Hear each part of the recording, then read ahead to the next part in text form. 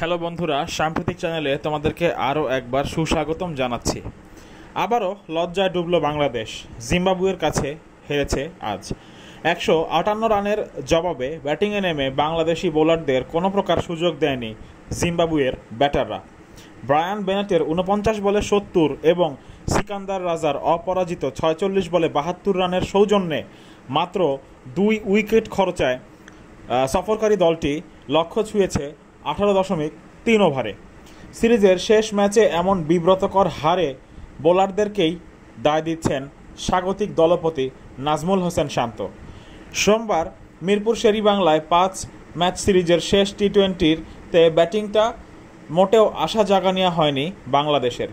Top অর্ডারের যাচ্ছে তাই রকমের পারফরম্যান্সের পরে মাহমুদুল্লাহর 44 বলে 54 রানে ভর করে নির্ধারিত 20 ওভারে 6 উইকেটে 157 রান সংগ্রহ করতে সমর্থ হয় টিম টাইগার্স। লক্ষ্য তারায় নেমে টাইগারদের নখদন্তহীন বোলিংয়ের সুযোগ শতভাগ কাজে লাগিয়ে 8 উইকেটের বড় জয় নিশ্চিত করে সিকান্দার রাজা এবং তার দল। ম্যাচ শেষে তাই বোলারদের দিকে আঙ্গুল তুলছেন নাজমুল হোসেন শান্ত। তিনি জানান, যে রানটা আমরা করেছিলাম এটি জিম্বাবুয়ের সাথে জেতার জন্য পর্যাপ্ত ছিল, কিন্তু আমাদের বোলাররা ভালো করে বোলিংটি করতে পারেনি। ফিল্ডিংয়েও একটু সফট ছিলাম কিছু কিছু জায়গায়। জিনিসগুলো হলো, রাজা এবং ব্রায়ান বেনেট রান করলেও দুইটা ব্যাটসম্যান খুব ভালো ব্যাটিং করেছে, এদিকে তারা বলারকে কোনো প্রকার সুযোগ দেয়নি। এই ক্রেডিট ব্যাটসম্যানদেরকে দিতেই হবে।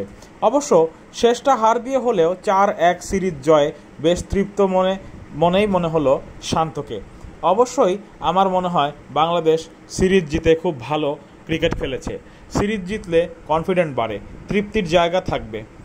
আর আমরা বিশ্বকাপের আগে এরকম একটি সিরিজ জেতার মাধ্যমে আমাদের কনফিডেন্স লেভেল অনেক হাই করে নিতে পেরেছি, এমনটি জানিয়েছেন প্রেস কনফারেন্সে বাংলাদেশের অধিনায়ক নাজমুল হোসেন শান্ত। বন্ধুরা, কেমন লাগলো আমাদের আজকের এই ভিডিওটি জানিয়ে যেতে পারো কমেন্ট বক্সে। চ্যানেলটিকে ভালো লাগলে সাবস্ক্রাইব করে আমাদের সাথেই থাকো। ধন্যবাদ।